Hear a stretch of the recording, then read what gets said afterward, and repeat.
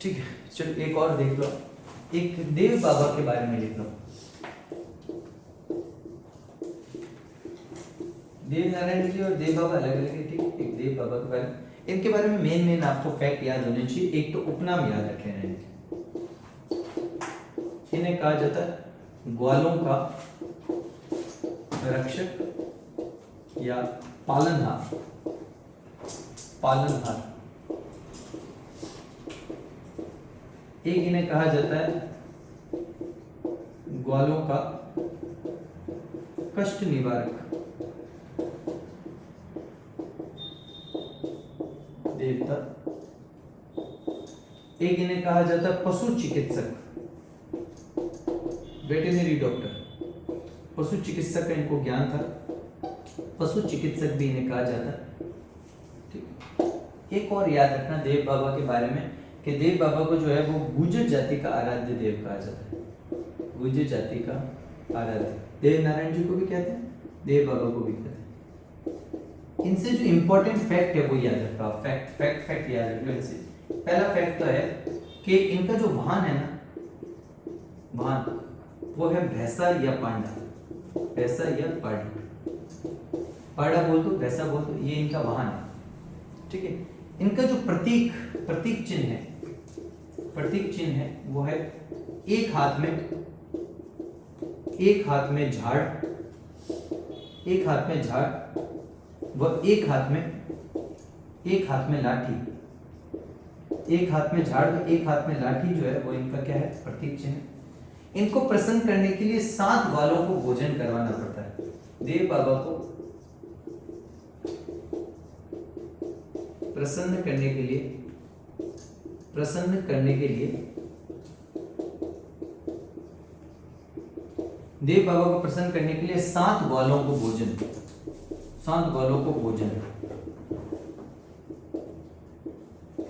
करवाना पड़ता है, ऐसी मान्यता है। 7 ग्वालों को भोजन करवाने से कहते हैं कि देव बाबा जो है वो क्या होते हैं, प्रसन्न होते हैं। एक देव बाबा जो होता है उनका नीम के वृक्ष के नीचे स्थान है। नीम के वृक्ष के नीचे थान होता है इनका, थान। तो इनका थान जो होगा वो कहां पर होगा, नीम वृक्ष के नीचे होगा। ये देव बाबा ने मृत्यु के बाद में भी अपनी बहन, ठीक है, देव बाबा ने मृत्यु के बाद अपनी बहन एलादी को भात पहनाया था। बता दूं ये क्या है, भात पहनाया था।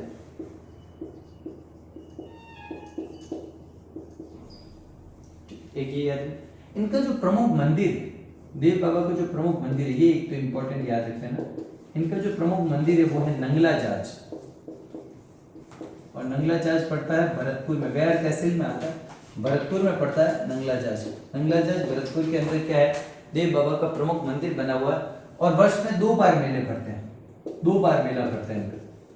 यहाँ पर 2 बार देव बाबा का मेला भरता है। कब कब भरता है, एक तो भरता है आपका भाद्रपद शुक्ल पंचमी। क्या आता है भाद्रपद शुक्ल पंचमी को, ऋषि पंचमी, ठीक है।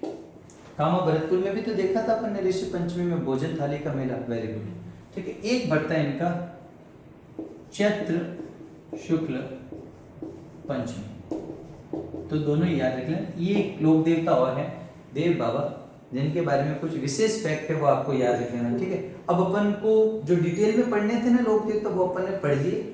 अब जो है वो फैक्ट याद रखने हैं आपको। ग्वालों के रक्षक मतलब जो ग्वाले होते हैं, जो गाय, जो भी भेड़ वगैरह को चराते हैं, मतलब एक प्रकार से ये पशु चिकित्सक है। पशुओं के उपचार के लिए जब पशु बीमार हो जाते हैं ना, तो देव बाबा को याद किया जाता है। तो इन्हें पशु चिकित्सा का ज्ञान था, इसलिए इन्हें पशु चिकित्सक लोक देवता किसे कहा जाता है, देव बाबा को। गुर्जर जाति इनको, क्योंकि गुर्जर जाति जो होती है वो गाय भैंस भेड़ रखती है, तो गुर्जर जाति भी अपना आराध्य देव रखती है। ग्वालों का कष्ट निवारक देवता या उनके पालन। इनका खुद का वाहन, इनका प्रतीक चिन्ह क्या होगा, ये भैंसे पे बैठे होंगे, एक हाथ में तो झाड़ू जैसा झाड़ होगा और एक हाथ में इनके लकड़ी यानी कि लठ होगी, लाठी होगी, तो ये इनका प्रतीक चिन्ह है। और इनके जो थान होंगे वो नीम वृक्ष के नीचे, इनकी पूजा मेनली नीम वृक्ष के नीचे। इनको प्रसन्न करने के लिए 7 ग्वालों को भोजन कराने पर कहते हैं कि इनकी मृत्यु के बाद में जो इनकी बहन है, भात पहनाना तो सब जानते हो ना, क्या क्या होता है? हाँ?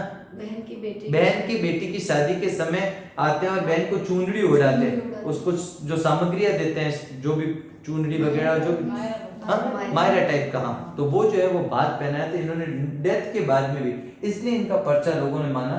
तो बहन का नाम याद रखना, खुद की मृत्यु के बाद पर्चा हुआ, ठीक है। और फिर बात आती है कि प्रमुख मंदिर जो है नंगलाजाज भरतपुर में भाद्रपद शुक्ल पंचमी और चैत्र शुक्ल पंचमी 2 मेले इनके याद रख लेना। ये आपके क्या है? देव बाबा। क्लियर है? एक और लोक देवता की चर्चा कर लेते हैं। एक और लोक देवता है जिनका नाम है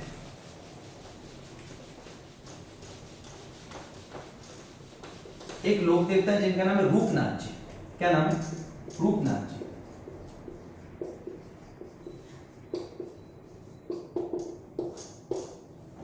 रूपनाथ जी कह लो, ठीक है। जरडा जी या बालकनाथ जी, हाँ, एक साथ ही लिख देता हूँ यहाँ पर, ठीक है, ताकि कोई यूं नहीं बोले ये नाम मेरी, ठीक है। इनका संबंध, रूपनाथ जी का जो संबंध है, इनका जन्म जो है वो है कोलूमंड। कोलूमंड पहले भी अपन पढ़ चुके हैं, फलोदी जोधपुर में।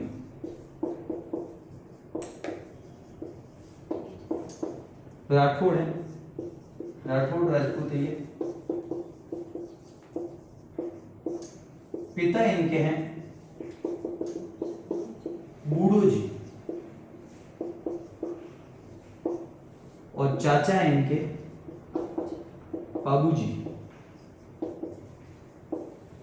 ठीक है। चाचा हैं इनके बाबूजी, इन्होंने, और इनके यहाँ पर बचपन का नाम लिख देता हूँ। बचपन का नाम इनका था जरडा जी। बचपन का नाम क्या था?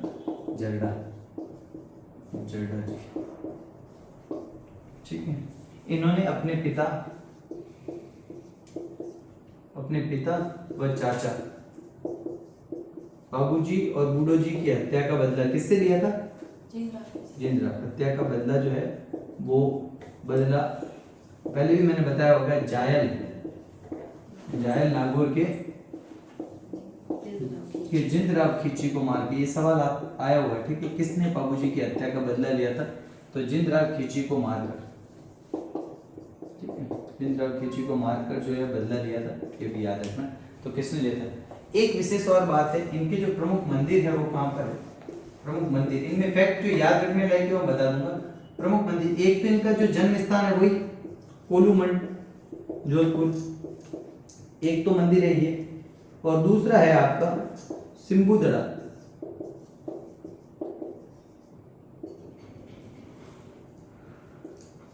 और ये कहां पर है? ये है नोखा, और नोखा कहां है? बीकानेर में। एक इनसे और बात याद रख लेना कि इन्हें हिमाचल प्रदेश में, मतलब राजस्थान से बाहर भी इनको हिमाचल प्रदेश में बालकनाथ जी के नाम से, बालकनाथ जी के नाम से पूजते हैं। बालकनाथ जी के नाम से।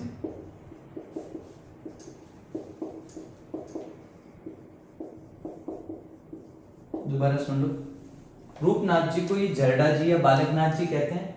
कोलूमंड फलोदी जोधपुर में जन्म हुआ। बचपन का नाम है जरडा जी। राठौड़ राजपूत है कोलूमंड के। पिता बूढ़ो जी, चाचा पाबूजी महाराज, ठीक है। और इन्होंने अपने पिता बूढ़ो जी और चाचा पाबूजी की हत्या का बदला जायल के साथ साथ जिंदराव खिची को मार कर लिया था। इनके प्रमुख मंदिर जो है वो कहां पर है? कोलू, अच्छा कालूमंड लिख दिया, सॉरी, कोलूमंड, ठीक है। कोलूमंड जोधपुर, फलोदी जोधपुर में इनका क्या है? जन्म है। सिंबुदड़ा नौका बीकानेर और कोलूमंड में इनके मंदिर बने और जन्म भी है वो भी है। हिमाचल प्रदेश में इन्हें बालकनाथ जी के नाम से क्या किया जाता है? जाना जाता है। तो ये बात आप इनकी भी याद रख लेना, ठीक है। बाकी के कुछ लोक देवता हैं जो कल अपन पूरा कर लेंगे। कल फाइनली आपके लोक देवता हो जाएंगे पूरे, ठीक है।